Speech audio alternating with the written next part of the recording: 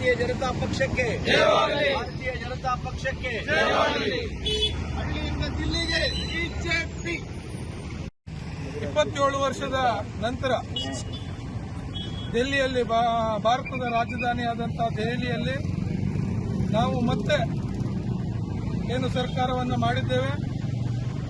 ಈ ಒಂದು ವಿಜಯೋತ್ಸವದ ಪ್ರಯುಕ್ತ ಇವತ್ತು ನಾವು ಇಲ್ಲಿ ಸೇರಿದಂತ ನಮ್ಮ ಹೆಚ್ಚಿನ ಶಾಸಕರಾದ ದಿನಕರ್ ಕೆ ಶೆಟ್ಟಿ ಅವರನ್ನು, ನಿಕಟಪೂರ್ವ ಜಿಲ್ಲಾಧ್ಯಕ್ಷರಾದ ವೆಂಕಟೇಶ್ ನಾಯ್ಕ ಅವರನ್ನು, ಬಂದಂತ ಎಲ್ಲ ಪದಾಧಿಕಾರಿಗಳನ್ನು ನಾನು ಆತ್ಮೀಯವಾಗಿ ಸ್ವಾಗತಿಸಿ, ಬಂದಂತ ತಮಗೆಲ್ಲರಿಗೂ ಸ್ವಾಗತಿಸಿ, ಈ ವಿಜಯೋತ್ಸವ ಅಭೂತಪೂರ್ವವಾದಂತು. ಯಾಕಂದ್ರೆ ಕೇಜ್ರಿವಾಲ್ ಅವರು ಹೇಳಿದ್ರು, ಮೋದಿ ಅವರಿಗೆ ನೀವು ಮತ್ತೊಂದು ಜನ್ಮ ಎತ್ತಬೇಕು ನನ್ನನ್ನು ಸೋಲಿಸೋದಕ್ಕಂತೇಳಿ.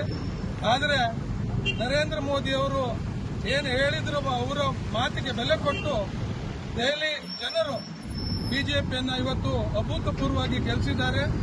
ಅದಕ್ಕೆ ನಾನು ಆ ದೆಹಲಿಯ ಜನತೆಗೆ ನಾನು ಅಭಿನಂದನೆಯನ್ನ ಸಲ್ಲಿಸುತ್ತೇನೆ. ಭಾರತ್ ಮಾತಾ ಕಿ. ನಮ್ಮ ನೆಚ್ಚಿನ ಪ್ರಧಾನಮಂತ್ರಿಯಾದಂತಹ ನರೇಂದ್ರ ಮೋದಿ ಅವರಿಗೆ, ನಮ್ಮ ನೆಚ್ಚಿನ ಪ್ರಧಾನಮಂತ್ರಿಯಾದಂತಹ ನರೇಂದ್ರ ಮೋದಿ ಅವರಿಗೆ. ದೆಹಲಿಯ ಚುನಾವಣೆಯ ಫಲಿತಾಂಶ ಈಗಷ್ಟೇ ಹೊರಬಿದ್ದಿದೆ. ಅದರ ಪ್ರಯುಕ್ತವಾಗಿ ನಾವು ಕುಮಟಾ ಮಂಡಳದ ವತಿಯಿಂದ ವಿಜಯೋತ್ಸವವನ್ನು ಇವತ್ತು ಆಚರಣೆಯನ್ನು ಮಾಡ್ತಾ ಇದ್ದೇವೆ. ಈ ಒಂದು ವಿಜಯೋತ್ಸವದ ಕಾರ್ಯಕ್ರಮದಲ್ಲಿ ನಮ್ಮ ಕುಮಟಾ ಮಂಡಳದ ಅಧ್ಯಕ್ಷರಾದಂಥ ಜಿ.ಐ. ಹೆಗಡೆ ಅವರೇ, ನಿಕಟಪೂರ್ವ ಜಿಲ್ಲಾ ಅಧ್ಯಕ್ಷರಾದಂಥ ವೆಂಕಟೇಶ್ ನಾಯ್ಕರವರೇ, ಪ್ರಧಾನ ಕಾರ್ಯದರ್ಶಿ ನಾಯ್ಕರವರೇ ಮತ್ತು ಡಾಕ್ಟರ್ ಜಿ.ಜಿ. ಹೆಗಡೆ ಅವರೇ, ಮಹಿಳಾ ಮೋರ್ಚಾದ ಅಧ್ಯಕ್ಷರೇ, ನಗರದ ಅಧ್ಯಕ್ಷರಾದಂಥ ಪ್ರಸಾದ್ ಅವರೇ, ಮಾಧ್ಯಮದ ಮಿತ್ರರೇ, ಇವತ್ತು ಬಹಳ ಒಳ್ಳೆಯ ದಿನ ನಮ್ಮ ಪಕ್ಷಕ್ಕೆ, ಭಾರತೀಯ ಜನತಾ ಪಾರ್ಟಿಗೆ.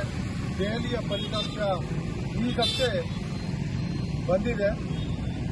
ಒಟ್ಟು 70 ಕ್ಷೇತ್ರಗಳ ಫಲಿತಾಂಶ. ಅದರಲ್ಲಿ 47 ಕ್ಷೇತ್ರ ಭಾರತೀಯ ಜನತಾ, 47 ಅಥವಾ 48, 23 ಕ್ಷೇತ್ರದಲ್ಲಿ ಆಮ್ ಆದ್ಮಿ ಪಕ್ಷ ಗೆದ್ದಿದೆ. ಇನ್ನೊಂದು ರಾಷ್ಟ್ರೀಯ ಪಕ್ಷ ಏನಿದೆ ಆ ಪಕ್ಷ ಇವತ್ತು 0ಯಲ್ಲಿದೆ ಅನ್ನುವಂಥದ್ದು. ಎಂಥ ಕೆಟ್ಟ ಪರಿಸ್ಥಿತಿ ಇವತ್ತು ಆ ಪಕ್ಷಕ್ಕೆ ಬಂದಿದೆ ಅಂತ ಹೇಳಿದ್ರೆ ಬಹಳ ನಾಚಿಕೆಗೇಡಿನ ಒಂದು ವಿಷಯ ಇದು. ಅದೇನೇ ಇರಲಿ, ಬಹುಶಃ ನಮ್ಮ ಪಕ್ಷ ಇವತ್ತು ಭಾರತೀಯ ಜನತಾ ಪಾರ್ಟಿ ದೆಹಲಿಯಲ್ಲಿ ಬರಲಿಕ್ಕೆ ಕಾರಣಗಳು, ಹಲವಾರು ಕಾರಣಗಳಿದ್ದಾವೆ. ಮೊದಲನೇ ಕಾರಣ ಏನಂತ ಹೇಳಿದ್ರೆ, ಏನು ಮೊನ್ನೆ ಕೇಂದ್ರ ಸರ್ಕಾರ ಸನ್ಮಾನ್ಯ ಮೋದಿ ಅವರ ನೇತೃತ್ವದಲ್ಲಿ ನಮ್ಮ ಫೈನಾನ್ಸ್ ಮಿನಿಸ್ಟರ್ ನಿರ್ಮಲಾ ಸೀತಾರಾಮನ್ ಅವರು ಏನು ಒಂದು ಯೋಜನೆಯನ್ನು ಜಾರಿಗೆ ತಂದಿದ್ದಾರೆ, ಮಧ್ಯಮ ವರ್ಗದವರಿಗೆ 12 ಲಕ್ಷ ರೂಪಾಯಿ ತನಕ ರಿಯಾಯಿತಿ ಮತ್ತು ವಿನಾಯಿತಿ ಕೊಡುವಂಥ ಒಂದು ಒಳ್ಳೆಯ ಕಾರ್ಯಕ್ರಮವನ್ನು ಜಾರಿಗೆ ತಂದಿದ್ದರಿಂದ ಬಹುಶಃ ದೆಹಲಿಯಲ್ಲಿ ನಮ್ಮ ಗೆಲುವಿಗೆ ಅದು ಒಂದು ಕಾರಣ ಇರಬಹುದು ಅನ್ನುವಂಥದ್ದು ನನಗೆ ಅನಿಸ್ತಾ ಇದೆ. ಅದರ ಜೊತೆಗೆ ಆಮ್ ಆದ್ಮಿ ಪಕ್ಷದ ನೇತಾರರಾದಂಥ ಕೇಜ್ರಿವಾಲ್ ಅವರು ಹಿನ್ನಡೆಯನ್ನು ಸಾಧಿಸಿದ್ದಾರೆ, ಸೋಲನ್ನು ಕಂಡಿದ್ದಾರೆ ಅನ್ನುವಂಥದ್ದು. ಅವರು ಸೋಲಾಗಲಿಕ್ಕೂ ಕಾರಣ ಏನಿದೆ ಅಂತ ಹೇಳಿದ್ರೆ, ಅವರ ಮನೆ, ಅವರ ಬಂಗ್ಲೆ 25 ಕೋಣೆ ಇದೆಯಂತ ಅವರ ಬಂಗ್ಲೆಗೆ. ಅವರ ಶೌಚಾಲಯಕ್ಕೆ 1 ಕೋಟಿಗಿಂತ ಹೆಚ್ಚು ಖರ್ಚು ಮಾಡಿ ಇವತ್ತು ವಾಸ ಮಾಡ್ತಾ ಇದ್ದಾರೆ ಅಂತ ಹೇಳಿದ್ರೆ ಯಾವ ರೀತಿಯ ಭ್ರಷ್ಟಾಚಾರ ದೆಹಲಿಯಲ್ಲಿ ಇದೆ, ಯಾವ ರೀತಿಯ ಭ್ರಷ್ಟಾಚಾರ ನಡೀತಾ ಇದೆ ಅನ್ನುವಂಥದ್ದನ್ನು ಜನಸಾಮಾನ್ಯರು ಬಹಳ ಸೂಕ್ಷ್ಮವಾಗಿ ಇಂಥವರನ್ನ ಮತ್ತೆ ಅಧಿಕಾರಕ್ಕೆ ತಂದರೆ ಬಹುಶಃ ನಮ್ಮ ದೆಹಲಿನೂ ದಿವಾಳಿ ಆಗ್ತದೆ, ನಮ್ಮ ದೇಶ ದಿವಾಳಿ ಆಗ್ತದೆ ಎನ್ನುವಂಥ ಭಾವನೆಯನ್ನು ತಾಳಿ ಇವತ್ತು ಭಾರತೀಯ ಜನತಾ ಪಾರ್ಟಿನೇ ಇದಕ್ಕೆ ಸೂಕ್ತವಾದಂಥ ಪಕ್ಷ ನಮ್ಮ ದೆಹಲಿಗೆ ಅನ್ನುವಂಥದ್ದನ್ನು ತಿಳಿದು ಪ್ರತಿಯೊಬ್ಬರೂ ಇವತ್ತು ಬಹಳ ದೊಡ್ಡ ಗೆಲುವು ಇದು.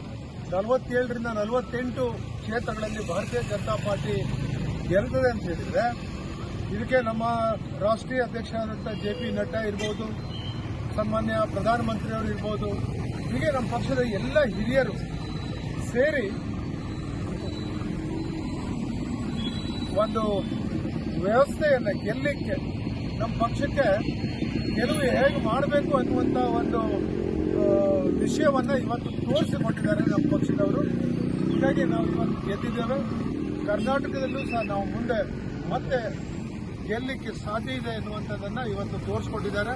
ಹೀಗಾಗಿ ದೆಹಲಿಯಲ್ಲಿ ಗೆದ್ದಂಥ ಎಲ್ಲ ಅಭ್ಯರ್ಥಿಗಳಿಗೆ ಮತ್ತು ನಮ್ಮ ಪಕ್ಷದ ಮುಖಂಡರಿಗೆ ನಾನು ವಿಶೇಷವಾದಂಥ ಒಂದು ಅಭಿನಂದನೆಗಳನ್ನು ಹೇಳಿ ನನ್ನ ಮಾತನ್ನು ಮುಗಿಸ್ತಾ ಇದ್ದೇನೆ.